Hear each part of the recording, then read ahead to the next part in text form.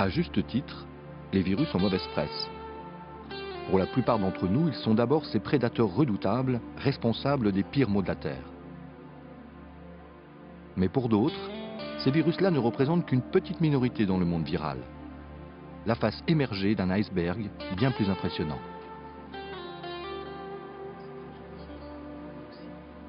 Les virus connus, puisque induisant une pathologie, sont effectivement pathogènes. C'est par définition ce qui nous a permis de les mettre en évidence.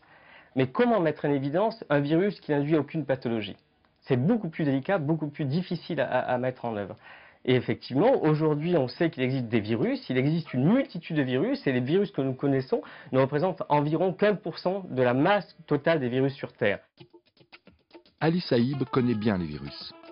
Il les étudie depuis 15 ans, et il ne cesse d'expliquer à qui veut l'entendre que les virus ne sont pas tous mauvais. Faut-il alors réhabiliter les virus?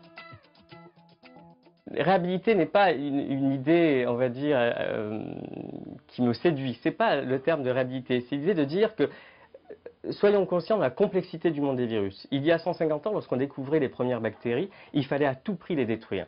Parce que bactérie était égale à pathologie. Aujourd'hui, dans le conscient collectif et l'inconscient collectif, on sait que les bactéries ne sont pas toujours associées à des maladies. On a en nous beaucoup plus de bactéries que de cellules humaines. Et on sait aujourd'hui que les bactéries nous sont utiles pour digérer, nous sont utiles pour plusieurs fonctions cellulaires. Pourquoi ne pas penser la même chose des virus?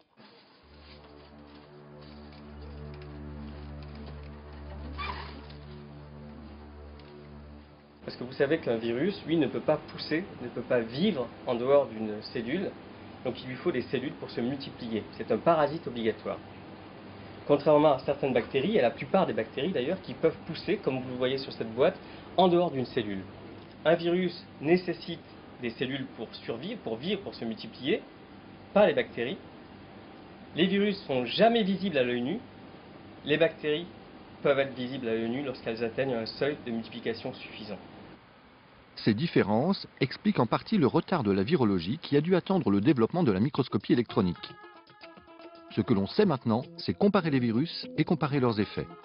Ils ne sont pas tous dangereux et nous ne réagissons pas tous de la même façon à un même virus. On parle du VIH. Le VIH est un virus qui est pathogène, qui tue. Un autre rétrovirus, qu'on appelle HTLV, pour Human T-Cell Leukemia Virus, est un rétrovirus beaucoup plus ancien dans l'espèce humaine. Et ce rétrovirus ne tue qu'environ 5% des personnes qui l'infectent. Un virus ne tue pas toujours.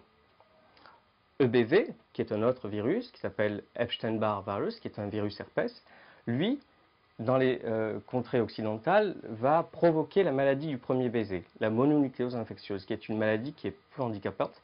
On a un syndrome grippal entre 1 semaine et voire 3 semaines, mais ce n'est pas une maladie mortelle. En tout cas, pas dans ses formes les plus générales. Ce même virus, en Afrique ou en Asie, va causer un cancer mortel. Donc la deuxième, on va dire, hypothèse, ou la deuxième observation, c'est que nous ne sommes pas tous égaux devant les virus. Et ce n'est pas tout. Des virus se sont même immiscés dans notre patrimoine génétique. Le séquençage du génome humain nous a permis de voir qu'environ la moitié de notre patrimoine génétique était constitué de séquences d'origine virale. Et 10% de ce patrimoine génétique est constitué de séquences rétrovirales.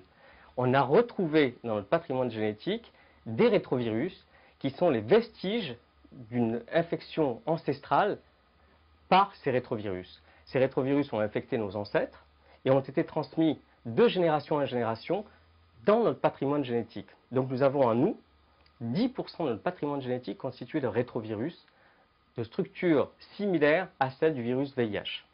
À quoi servent ces virus? À quoi servent ces virus que nous portons en nous? Un exemple pour le moins impressionnant. Un de ces rétrovirus joue un rôle primordial dans le développement de l'embryon. Ce virus ne s'exprime qu'au tout début de la vie, alors que l'œuf vient tout juste d'être formé. Les cellules qui l'entourent doivent alors fusionner pour former la première ébauche du placenta. Cette fusion est due au réveil d'un rétrovirus que nous possédons tous en nous et qui va permettre à ces cellules de fusionner et va donner naissance, après plusieurs semaines, au placenta.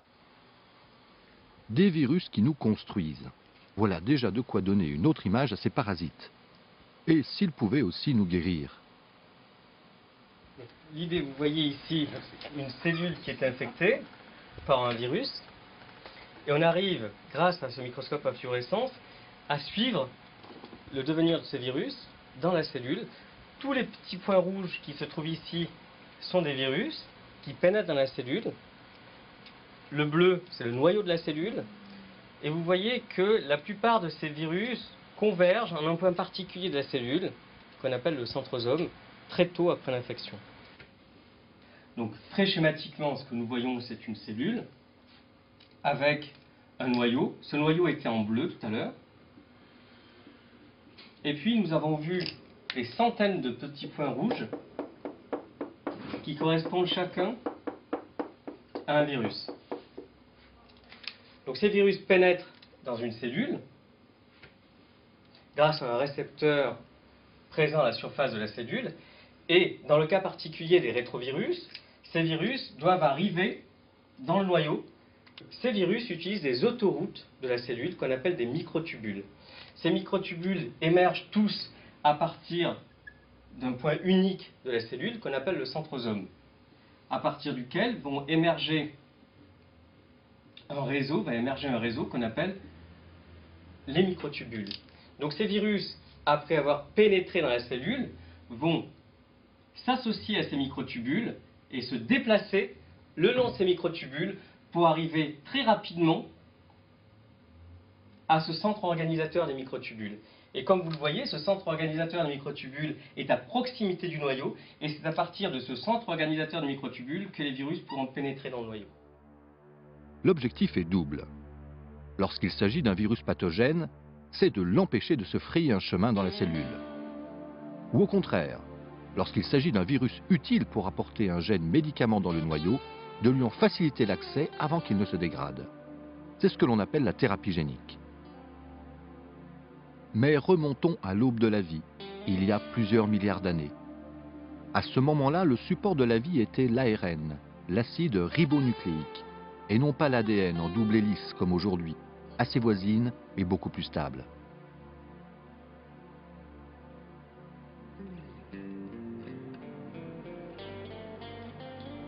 Comment l'ARN a été transformé en ADN au cours de l'évolution? On pense aujourd'hui que c'est dû à un virus. Un virus aurait infecté une cellule et modifié son patrimoine génétique en ADN pour éviter d'être repéré par les systèmes de défense de la cellule. L'ensemble du règne vivant aurait fini par utiliser ce nouveau support de l'hérédité. Les virus sont sans doute aux origines de la vie, telle que nous la connaissons. Le virus n'est pas forcément un prédateur. Les mentalités vont très progressivement changer. Il ne faut pas bien évidemment dire que les virus sont utiles et qu'il ne faut pas les détruire. On a vu qu'il y avait des épidémies, qu'il y en a toujours eu, qu'il y en aura. Cycliquement, de nouveaux virus apparaîtront. Ça, il est évident que ce sera le cas, mais que c'est qu'une partie de la réalité. Et qu'il existe une autre réalité qui nous reste à découvrir et à étudier. Et cette réalité sera aussi intéressante que la réalité des virus pathogènes. C'est un peu le côté Dr Jekyll et Mr Hyde.